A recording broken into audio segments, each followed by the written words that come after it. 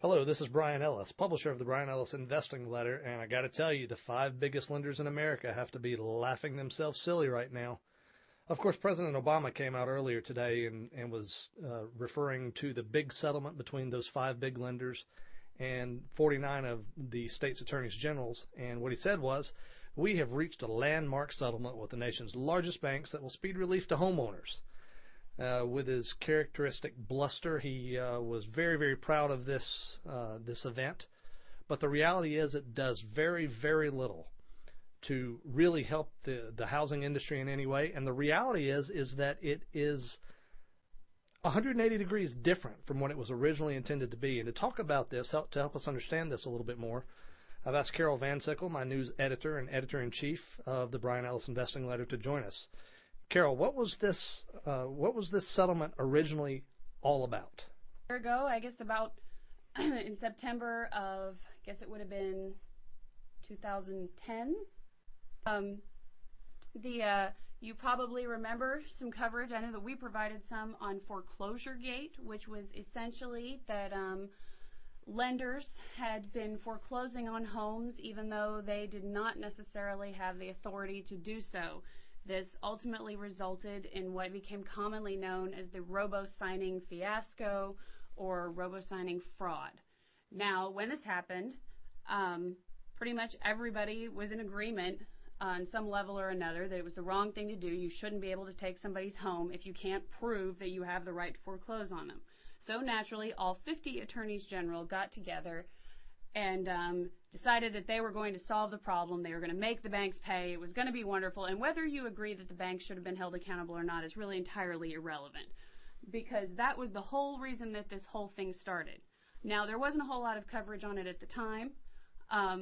There wasn't a lot of publicity about it at the time. It faded out probably by January of 2011, which was around the time they originally thought they'd have their first settlement.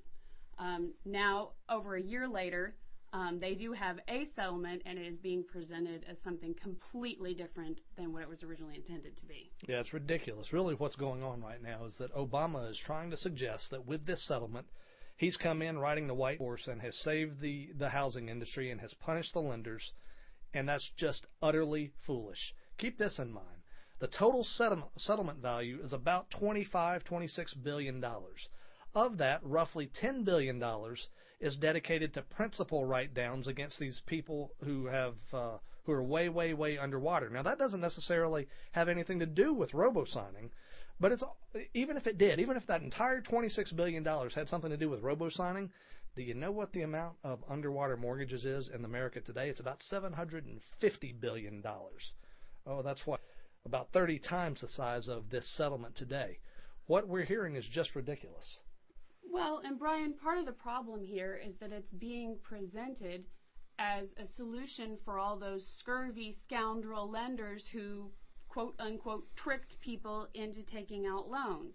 Now, again, whether you think they did or did not trick people into taking out loans is completely not the point. The original purpose of this entire settlement was to resolve the robo-signing fiasco, which, again, doesn't matter if you agree with whether it was right or not, which hinges upon banks foreclosing on homes that they did not have the legal right to foreclose on because they could not prove that they owned the note.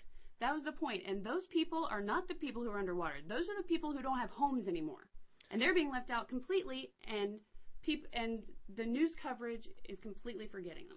And from what I understand, and let's be clear, the details of this settlement are still coming out and could change before we know it. But from what I understand, there's a very, very minimal amount of money available to the people whose homes have been foreclosed without the lender even producing documentation. Do you know what those numbers stand at? One source in Georgia reported that homeowners who had lost their homes due to improper foreclosure might receive as much as $2,000 apiece.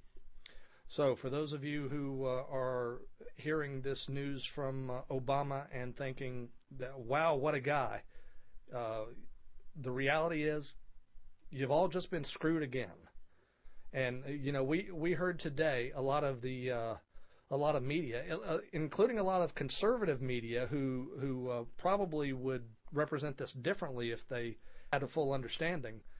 Basically playing right into the Obama position, saying that, basically Obama is trying to take credit for getting back at the lenders. But it's really not about that. How would you characterize it, Carol? Well, for example, I was listening to Rush Limbaugh's show today, and he played several clips of President Obama's speech, one of the many speeches he made today about how pleased he is with the results of this settlement.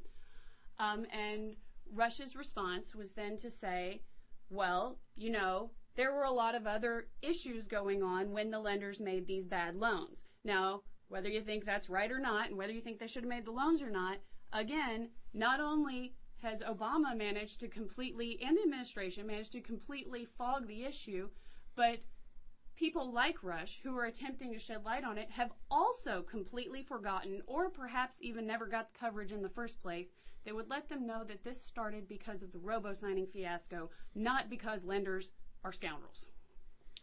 So there you have it, folks. There was big news today and yesterday regarding this settlement, but the reality is very, very different from the coverage.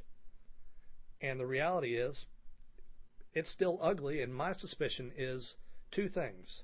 Number one, privately, these 5 major lenders are probably very happy about this settlement. And secondly, I predict you're going to see a massive speed up in the number of foreclosures in the next 3 to 6 months, because this settlement has put a huge number of foreclosures on ice, because the lenders didn't know what was going to happen, and they have consciously slowed the foreclosure volume as a result of that. Now this is out of the way, you're going to see more foreclosures hit harder in the next few months than you've seen in maybe through the entire foreclosure crisis. It's a get-out-of-jail-free card, basically, and the people that started it have been forgotten completely. The people who actually lost their homes that maybe shouldn't have. Yep, and Obama's going to reward them with maybe as much as $2,000. Yippee-ki-yay. That's it, folks. Thanks for listening. Goodbye.